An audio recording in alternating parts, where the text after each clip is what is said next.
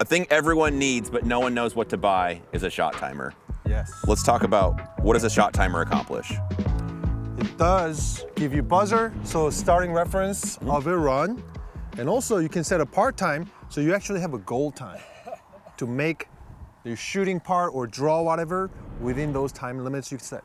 Yeah, so if you're serious about practicing either live fire or dry fire, you can accomplish some stuff with like a cell phone app, but it's not really gonna get you there. If you're serious about shooting at all in any capacity, a shot timer is something you need because it measures your performance. Yes, it's a great data collection tool. So what features do you actually need?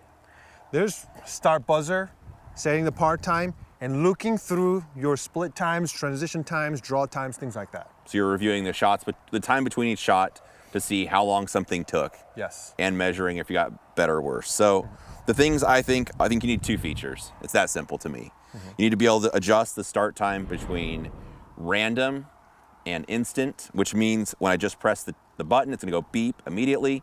And I wanna be able to press the button, have it wait however long for me to, if I'm training on my own, I have my hands at my side, I can press the timer to start, get relaxed in the start position. Then when the buzzer goes off, I could draw the gun or do the drill with the carbine, whatever I want to accomplish. So that's the one feature I think you need. The second one is what you were talking about earlier, the part time. Yes. Tell me what a part time is and what do you accomplish with it? Part time is basically second buzzer, the ending buzzer, so to say.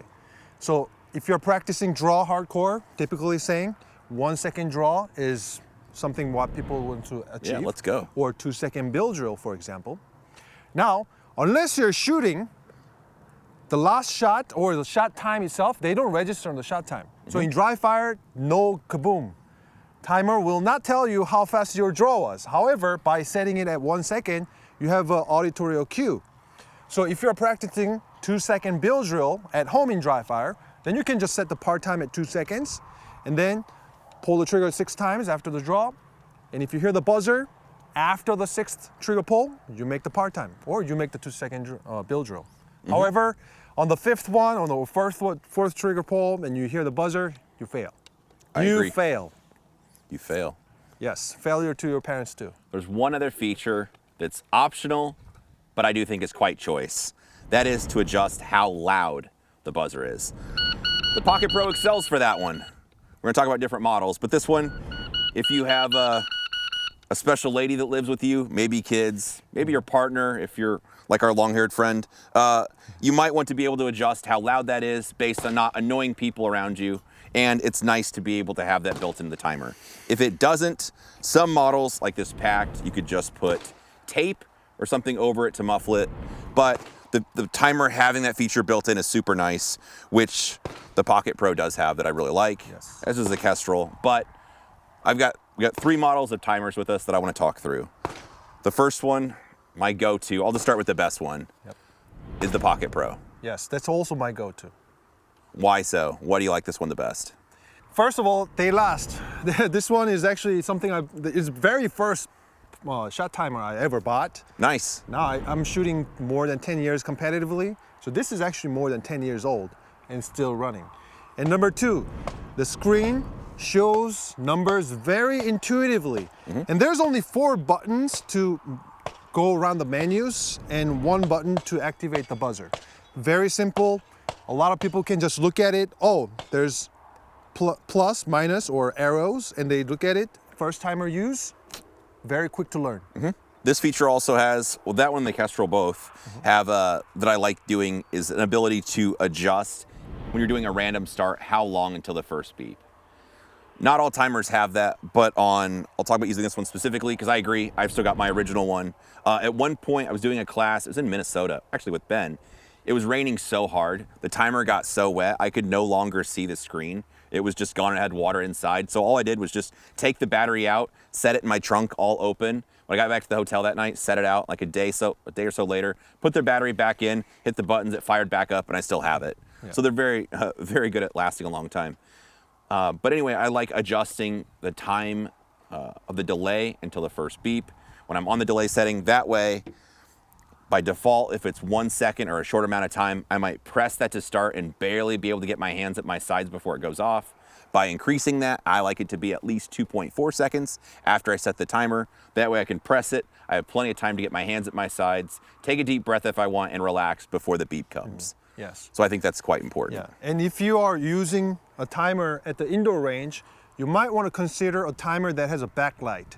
This one does. So if you actually turn on or off the backlight in the sun versus indoors, you may be able to see those numbers much clearly. True. Some of the part timers don't have a backlight, so it's just very dark screen.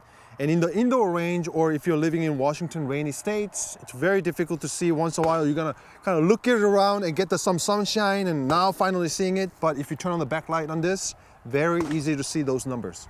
I agree. So if you don't want to watch this video any further, just buy that one. Honestly, the competition electronics, the Pocket Pro series is the one, in my opinion.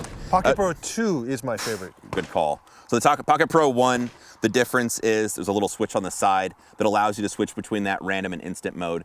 Otherwise, with this one, you have to go through the menu.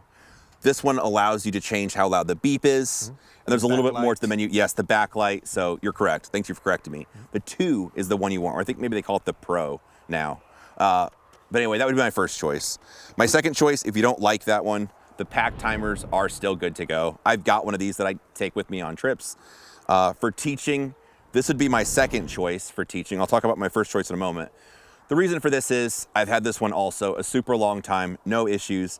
It's just more basic. There's only 4 buttons. To accomplish between random and delay, you have to push 2 buttons together, and then by which button you press after that, adjust the menu, which you can see on the screen.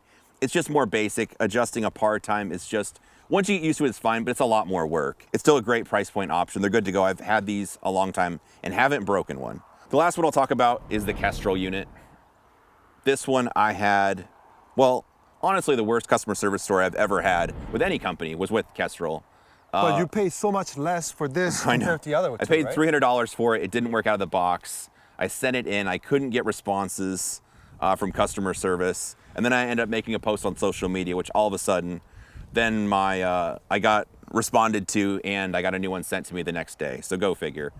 But regardless, I would still have one of these for teaching. The reason is this has the loudest shot timer, or the loudest beep of any of them I've used. So I really like that. The Shooter's Global is another one that has a very loud beep. But this one I like because it is waterproof.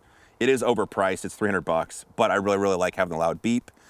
If you teach, this one is actually probably my least favorite for teaching, just due to how loud the beep is. And when I have people on a line, and people of all different age groups, some people are single plug, some people are double plug where they have plugs and earmuffs on. Somebody way down at the end with a really loud timer like the Kestrel, when I press the button, everyone, I could be standing on one end of the line and somebody on the far end, the opposite end of me, is still going to hear the beep and be able to draw. Yes, pretty much, if you're using Pro 2 for teaching purposes, live fire runs, people can't really hear it at all. If you're doing like a dry fire run, it's very quiet, no bang, things like that, then they might be able to hear. You're running the same setup for teaching. Kestrel, this is what I bring for a speaker purpose almost. The buzzer is all I do. There's like 12 buttons or something like that. It's too complicated, and the menu is too little but very compact. It's very difficult to use quickly on the fly. And I'm not gonna spend learning curve running everything. It's got great functions, to be honest, many different functions. Yeah. But I'm not spending time to run it at the range. I just want this run and show me numbers very clearly. Yeah. So this is why I like this one better. 5 buttons. So how I do during teaching is I just hook it on my pants. When I demo, I use my own random part time, because nobody else shooting, everybody can hear my buzzer. And I go through the numbers, share the numbers if I have to. But when I actually give buzzer to the students, that's it. But that is $300+ speaker pretty much for me. Yeah, I agree. All it does is buzzer. I agree. For me, yeah. Loud buzzer. So hopefully it gives you some things to think about as far as features go. People work hard for their money. Well, some people work hard for their money. I don't, but I think the Pocket Pro is the one people want. Specifically, I would recommend the Pro 2, but the 1 is fine also. There's a couple minor features, but for the price point, I think those are just the one people should buy. Yes.